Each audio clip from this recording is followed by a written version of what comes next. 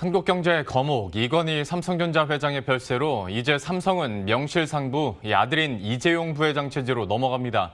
이건희 회장이 삼성을 글로벌 초일류 기업의 반열에 올려놓았다면 이제 이 부회장은 삼성의 초격차 우위를 다지고 또 한 단계 더 도약할 수 있도록 새로운 먹거리를 발굴해야 하는 막중한 임무를 짊어지게 됐는데요. 이뿐만 아니라 이 부회장에게는 이제 지배구조 개편부터 사법 리스크까지 좀 대내외적으로 풀어야 할 과제들이 참 많습니다. 관련한 내용은 조은하 기자와 함께 이야기 나눠보도록 하겠습니다. 일단 앞으로의 과제에 대해서 이야기를 하기 전에 지금 이건희 회장의 장례식이 오늘로 사흘째 이어지고 있지 않습니까? 지금 빈소 상황부터 한번 설명을 해주시죠. 네, 이건희 회장의 장례식은 지금 가족장 형태로 치러지고 있지만 수많은 정재계 인사들이 빈소를 찾고 있습니다. 정재계 인사들은 이건희 회장의 영면을 기원하면서 또 앞으로 펼쳐질 삼성의 미래에 대한 기대감도 전했습니다.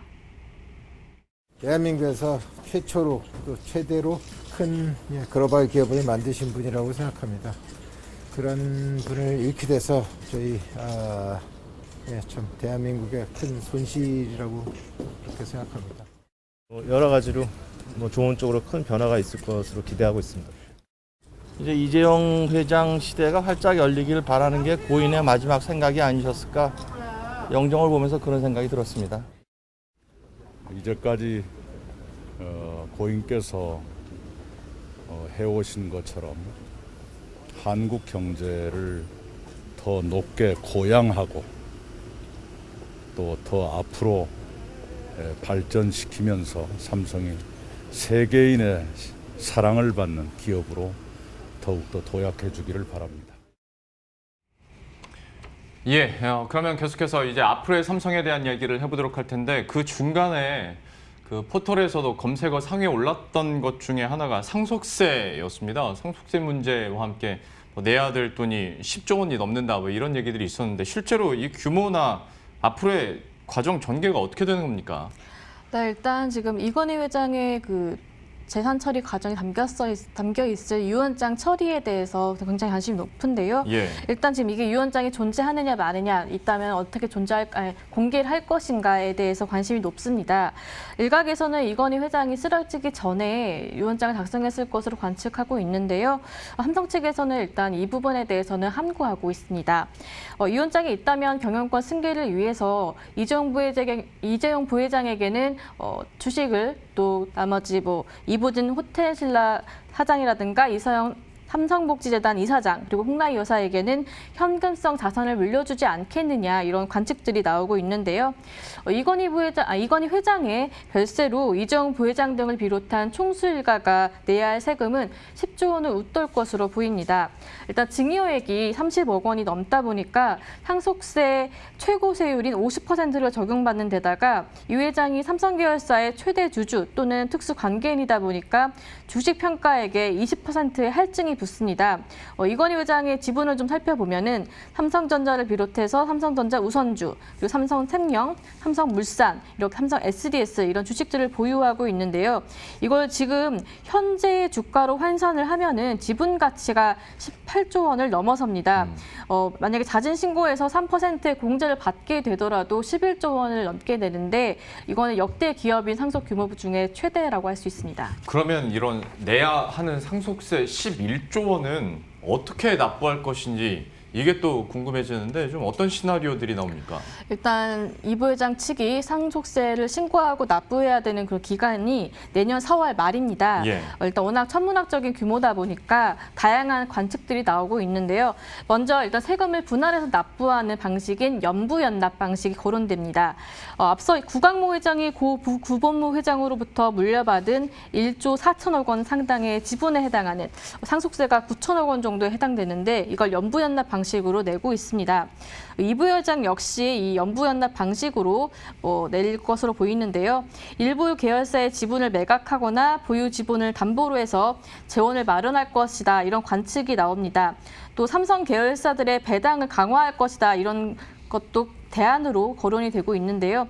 이렇게 되면은 이 부회장이 지분을 많이 갖고 있는 삼성물산과 삼성 SDS가 특히 배당을 확대할 것으로 보입니다.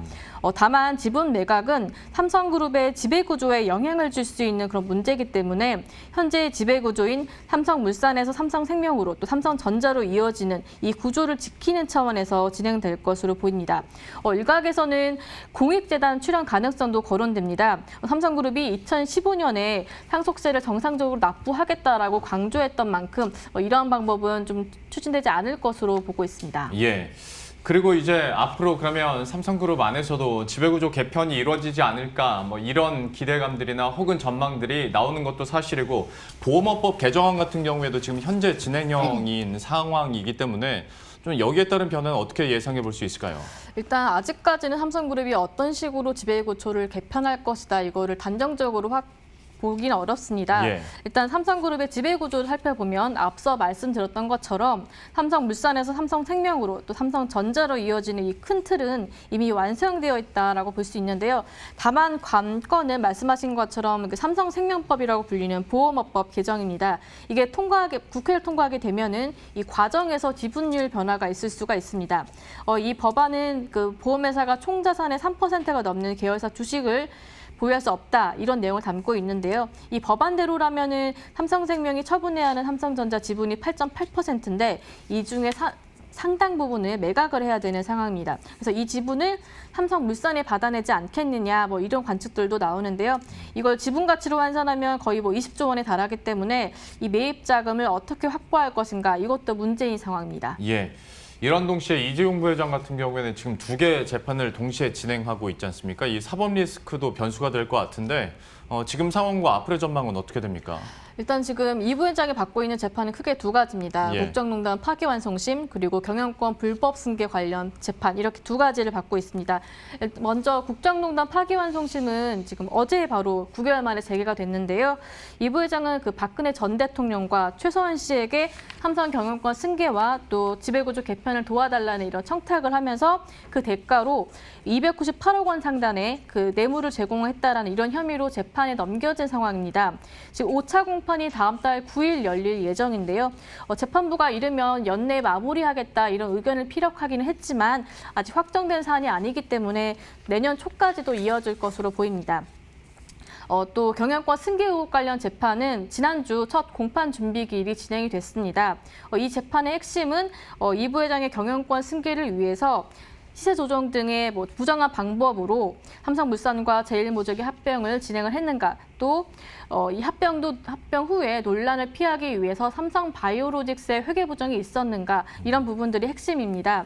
일단 지금 이거 관련한 수사 기록이 19만 페이지에 달할 정도로 방대하기 때문에 이걸 검토할 시간이 필요하다는 그런 변호인단의 의견을 받아들여서 내년 1월에 다시 공판 준비 기일을 잡기로 했는데요.